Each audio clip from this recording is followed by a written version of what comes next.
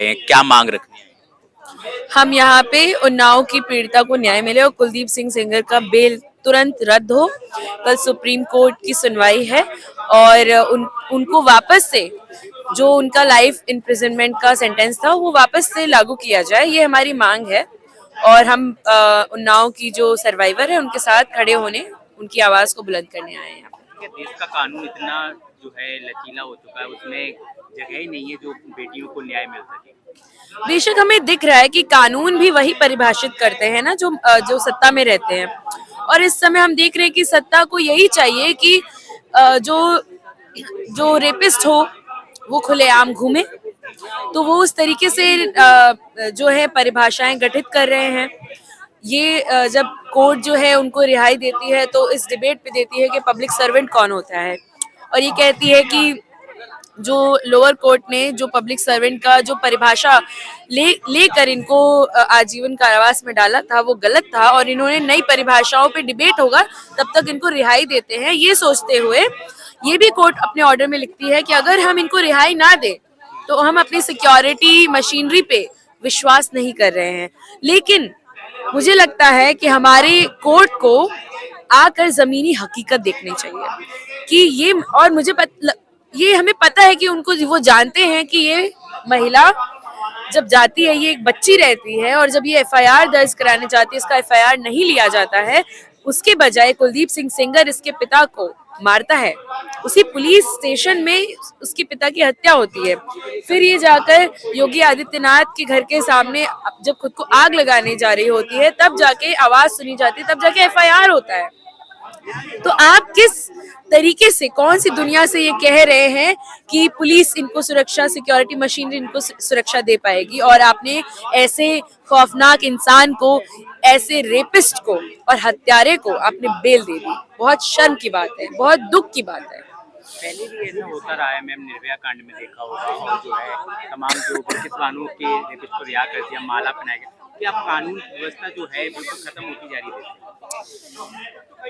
ये सोचने वाली बात है कि कानून क्या होता है। कानून वही, जैसे मैंने कहा कि कानून हमारे लिए जो शोषित वंचित लोग हैं, जो जेंडर माइनॉरिटीज से लोग हैं, जो महिलाएं हैं, इस देश के मुस्लिम्स, इस देश के जो क्रिश्चियंस हैं, इस देश के जो दलित हैं, आदिवासी हैं, उनके लिए कानून कुछ नहीं है।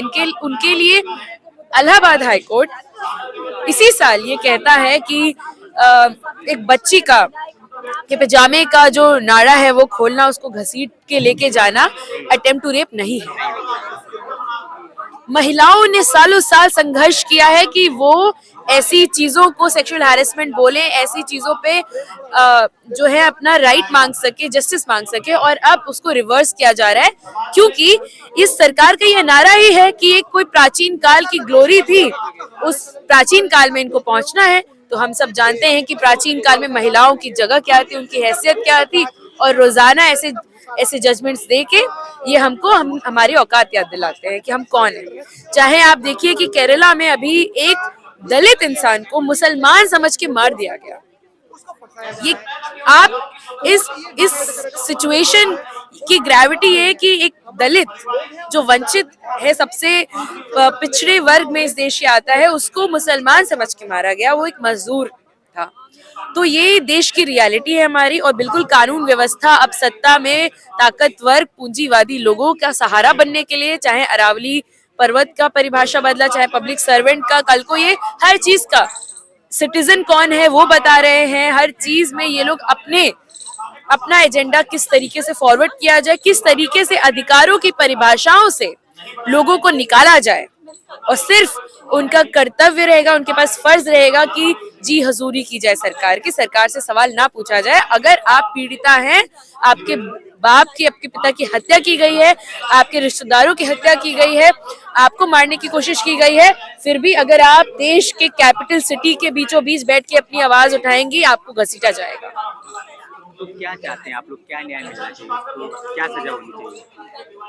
सजा उनको मिली हुई थी, उनको सजा मिली थी लाइफ इम्प्रिजनमेंट की, वो वापस से बरकरार किया जाए। उसको इनको जो बेल दिया गया है ये बोल के कि ये पब्लिक सर्वेंट नहीं है, उस परिभाषा भी, ये भद्दा मजाक बंद करे अब।